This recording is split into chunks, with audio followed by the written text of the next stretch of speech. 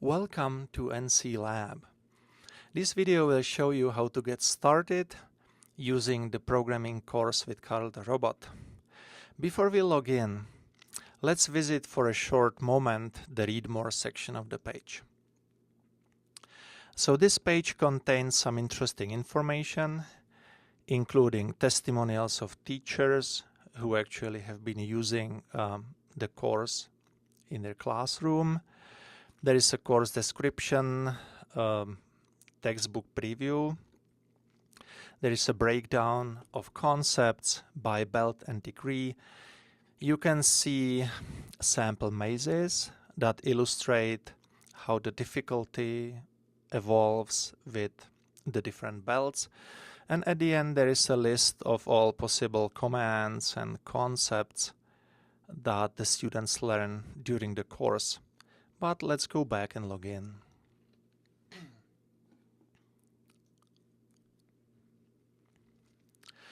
This here is a web page where you can both log in and create a free account. If you are a student, then please do not create a free account because free accounts do not have access to the Karel course. If you are a student, then you should have received your username and password from your teacher. Let me now log in with my own username and password.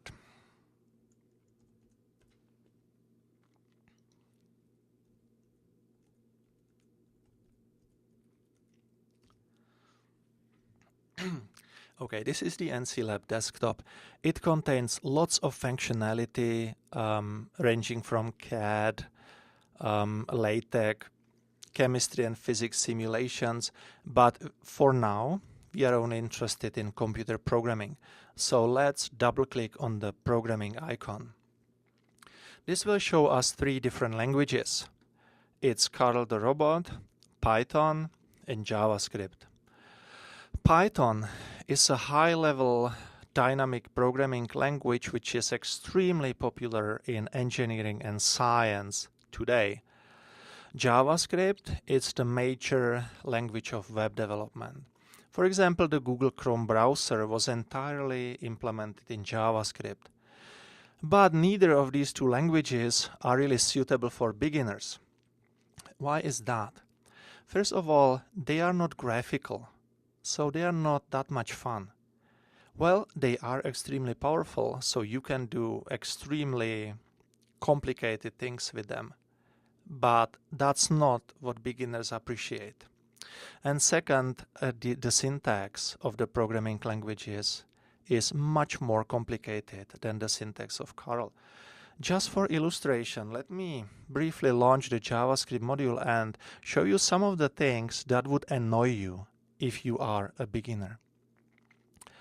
So, can you see the braces, brackets, semicolons, colons, commas? There are capital and lowercase letters. Can you see that? So we know that all these things make it extremely hard for students to learn, because when students learn, they learn how to translate their ideas into the computer thinking. This is called the algorithmic thinking. And once they are able to do this, and they make little mistake with the syntax, the entire program will crash, and it's not fair, So that's why we use Karel the robot. The syntax of Karel the robot is very similar to Python.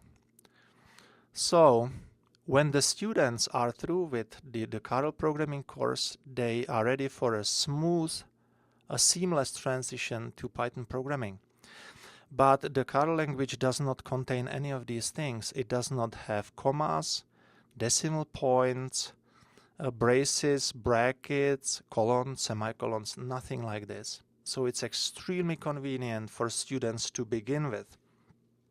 And as opposed to other visual learning tools for programming such as Scratch, with Karel, students actually learn how to type code. So we have 2 different modules here.